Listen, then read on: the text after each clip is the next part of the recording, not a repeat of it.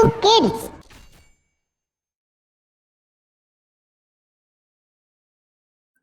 आओ बच्चों, आज मैं तुम्हें एक सियार और एक जादुई ढोल की कहानी सुनाता हूं। एक बार एक सियार जंगल में घूमते घूमते जा रहा था। उसे बड़ी जोर की भूख लगी थी, लेकिन खाने के लिए कुछ मिल ही नहीं रहा था। उसके ऊपर धूप पड़ रही थी, बहुत थक गया था। वो इधर उधर पूरे जंगल में भटकते हुए चला ही जा रहा था, चलता ही जा रहा था, चलता ही जा रहा था।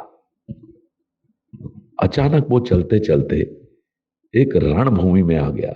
रणभूमि किसे कहते हैं? रणभूमि जहां पर युद्ध होता है।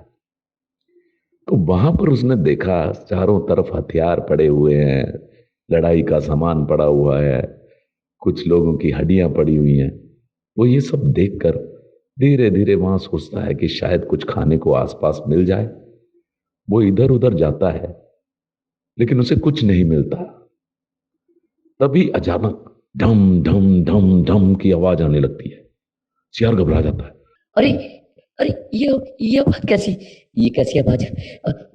लगता लगता लगता लड़ने वाले लोग यहीं पे कहीं है। वो मुझे मार डालेंगे। मैं भागता हूँ। वो भाग से डर के भाग जाता है। थोड़ी दूर जाता है, फिर वो बोलता है कि अरे नहीं, मुझे हिम्मत नहीं हारनी चाहिए। एक बार देखो तो सही, शायद मेरा वहम ही हो। वो फिर से धीरे धीरे धीरे धीरे जंगल की तरफ आता है और फिर से उन झाड़ियों की तरफ जाता है जहां से आवाज आ रही थी। लेकिन अचानक फिर से ढम ढम ढम की आवाज शुरू हो जाती है और वो फिर से सरपट वहां से भाग जाता है।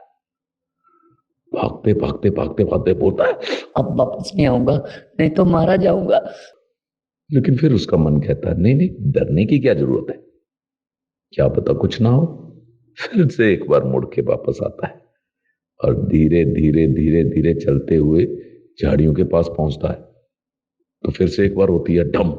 वो घबराता है, फिर से ढम ढम। लेकिन इस बार वो थोड़ा सा अपना मन बनाकर उन झाड़ियों के पीछे की तरफ जाता है।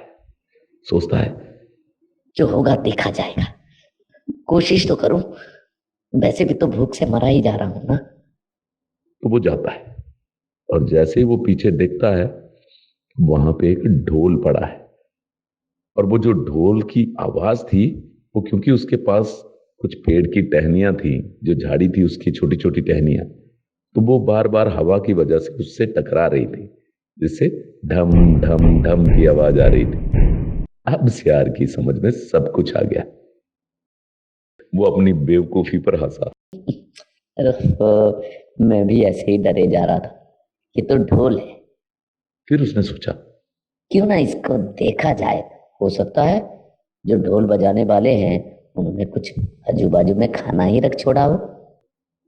वो ढोल के आसपास जाता है, फिर उसके ऊपर चढ़ जाता है और उसको जोर जोर से उसके ऊपर कूदता है। लेकिन ढोल से तो सिर्फ आवाज आती है ढम ढम ढम ढम।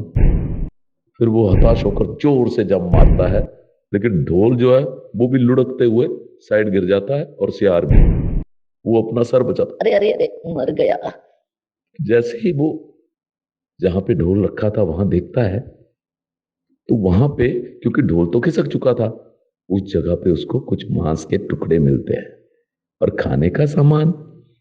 वो बहुत खुश होता है, फटाफट भागकर वहां जाता है। अरे वाह, तुम मेरी मेहनत काम लाई। अगर कहीं डर जाता तो भूख के मारे ही मर जाता। फटाफट मांस के टुकड़ों को और उस खाने को खा जाता है। तो बच्चों, इससे क्या समझे? यही कि कभी भी हिम्मत नहीं हारनी चाहिए, डरना नहीं चाहिए। जो भी चीज है उसकी सच्चाई का पता करने की कोशिश करनी चाहिए। हो सकता है जो आप समझ रहे हो उससे बिल्कुल अलग हो। जैसे सियार उसे कुछ डरावनी चीज समझ रहा था, लेकिन आखिर में उसे उसका खाना वहीं पे मिला। पंकु किड्स।